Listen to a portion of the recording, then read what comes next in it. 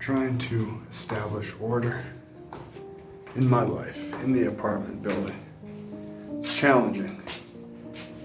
Got a dog barking outside, but he's crying. He's got anxiety. He's hurting. It's not right. The guy's not, he doesn't care about the dog. He doesn't care about the neighbors, really. He doesn't really care about the dog because he said, I talked to him, I confronted him today. I confront people, all right? It's not easy to do, it's not easy, but I do it, I guess. He doesn't care about the dog because he just wants the dog to hunt. He's a hunter. He's a piece of garbage, okay? He mentioned something about using a shock collar. No ethical person, if you care about an animal, you wouldn't use a shock collar. If you care about people around you, you wouldn't.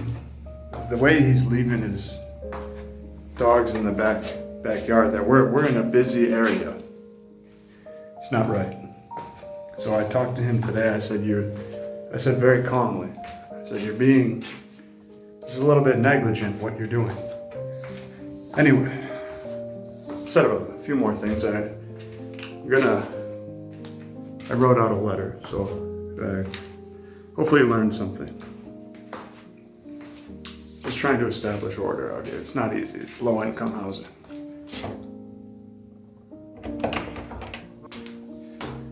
So just to clarify, this guy is not in the building. He has a house, and his house is right behind. His backyard is facing the apartment complex. So it's no place to train animals, to train dogs for hunting, you know. And I wrote in a letter, I said, it's not just about the noise. There's people who have empathy. You hear an animal suffering. That doesn't feel good, you know? And you naturally want to solve it. And I saw him out there today. So he came home. The dog was crying. He has him like in he has a little enclosure in the back there, but like didn't pay any attention to him, to the yelping, the crying, the whimpering. It just, you got a whole housing complex right here, and that's also mean to the dog. So it's for me, it's 2 counts of negligence. Anyway, what I think I'm gonna do, thinking of turning my apartment into a homestead. I'll repeat that. No, I won't. I won't repeat that. No, I'm going to turn the apartment into a homestead. And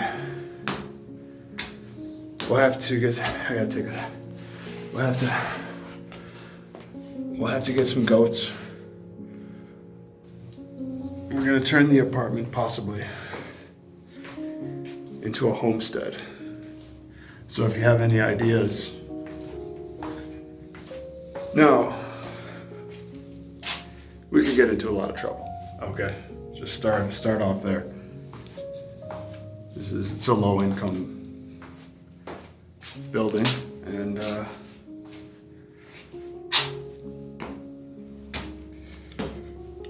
don't know how many. Probably can't bring goats into the apartment. Yeah, probably not, right? You probably can't bring goats in there. Establishing order in our life, it's not easy, right? Because we're in this time period, we're in a nation, everything's devolving, it's not growing. And It just makes it challenging to establish order and freedom. I think they go together, from what I've heard.